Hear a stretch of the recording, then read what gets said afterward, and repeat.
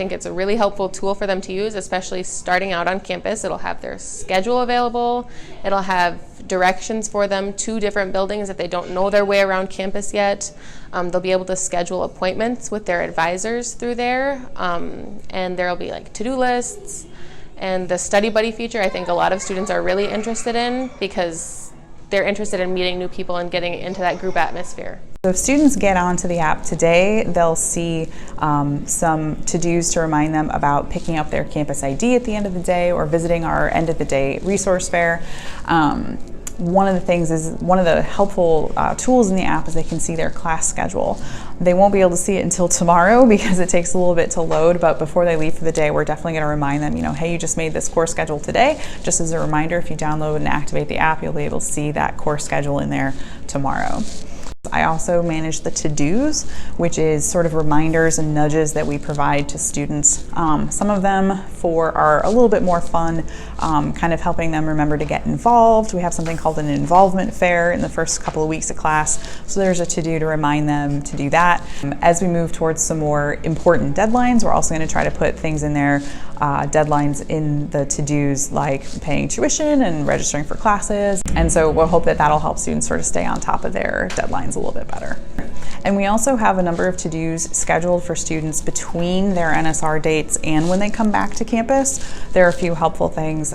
So they're going to get their roommate and housing assignments in mid-July. So we're going to remind them after that happens to contact their roommate. There are a few forms that they need to have ready to go before the semester starts, and so we're going to push some reminders to them through that. There are a few money management and budgeting resources that we think are useful for students to see before they come back to campus, just so they can kind of feel like they have a handle on that. And so a lot of those to-dos are going to be pushed out to students during the summer to try to keep them sort of invested in the campus and invested in being a student, sort of feeling that community feeling in that few months or weeks between NSR and coming back to campus. I like the schedule that's there. So if I'm thinking about my classes and I'm trying to plan something with maybe a group of people, that the schedule's there and I can look at it from the app. And I also like the map feature that when you go into resources, you can click on different places on campus and you can get walking directions to them, which I think is really helpful. It's about helping students sort of cut through the noise. Students always tell us that they receive so many emails, there's so many deadlines, there's a lot of things it's hard for them to keep track of. So the to-dos, we especially want to be able to push through what sort of as a collaboration between our department and a lot of other campus departments, try to identify what are some of the most important kernels of information or the most important deadlines and sort of help students see that through maybe the gazillion emails they might get.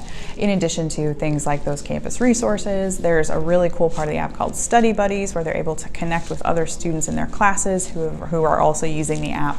And so that's some of the resources and tools that we hope students use once they're on campus again and really getting into being a student.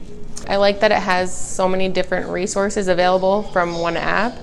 I like the Study Buddy feature a lot because it means you don't have to give out your phone number to a bunch of people you might not know super well or want to give your phone number to, but it still gives you a way to study in a group atmosphere, which I think is really helpful, especially to new students. A lot of students don't check their email super often, so I think having another place where they can check and see maybe what they have coming up, like they send to-dos and maybe events that are coming up, they'll push notifications through so that you can see them, which I think is super helpful, and it's a nice way to get more involved by seeing those to-do things that pop up. There is a whole appointment scheduling function within the app. And if the faculty member or advisor is using the sort of connected staff platform, which is also now called Navigate, students will be able to make appointments with their advisor right there in the app, and then it'll show up on the advisor's staff end. We're also going to be using that same appointment scheduling tool newly to make appointments for the Writing Center and tutoring services, which are some of our tutoring options through academic support programs. And so we hope that students start to get used to making those appointments for either one service or the other, and then just start to expand the number of students who are using that app.